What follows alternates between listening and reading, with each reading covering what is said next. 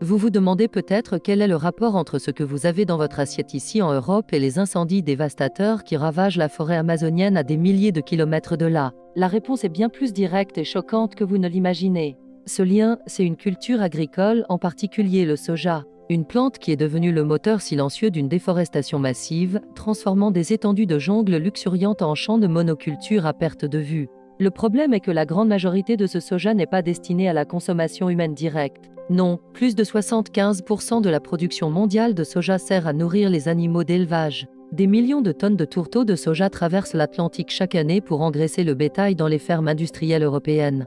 Cette demande insatiable pour une alimentation animale bon marché crée une pression économique énorme sur des pays comme le Brésil. Pour répondre à cette demande, il faut constamment trouver de nouvelles terres agricoles. Et la terre la moins chère, la plus accessible, c'est la forêt. C'est ainsi que commence un cycle destructeur. Des portions de la plus grande forêt tropicale du monde sont défrichées, souvent illégalement, par le feu. Ces incendies, parfois visibles depuis l'espace, ne sont pas des accidents naturels. Ils sont une méthode, une technique agricole brutale pour préparer le terrain.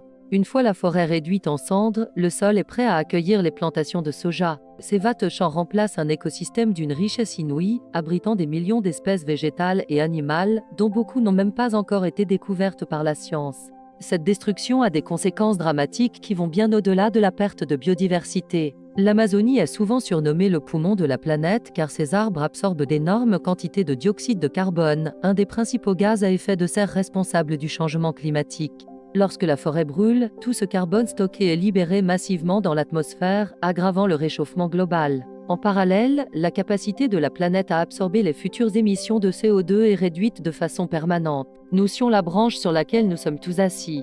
Les communautés indigènes, qui vivent en harmonie avec la forêt depuis des millénaires, sont les premières victimes. Leurs terres sont envahies, leurs ressources détruites et leur mode de vie menacé d'extinction. Pour elles, la forêt n'est pas une ressource à exploiter, mais un foyer sacré.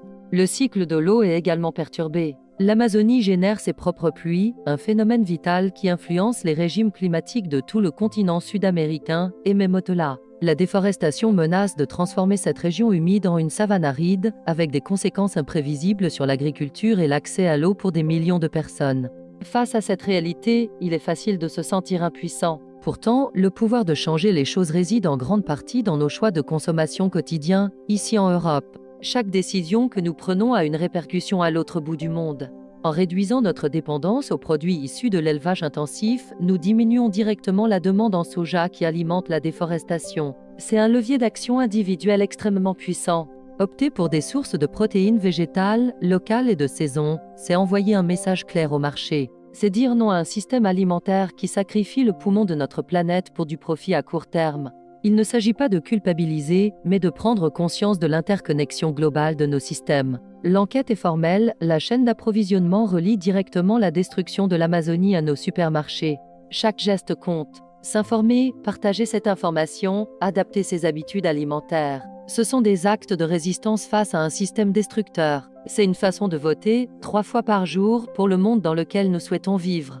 Un monde où la santé de la planète et le respect de ses habitants priment sur la production de masse. Un monde où la richesse d'un écosystème est plus précieuse qu'une culture intensive. N'oubliez pas de vous abonner à la chaîne pour plus de contenu qui pousse à la réflexion et à l'action. Ensemble, explorons les moyens de faire une différence.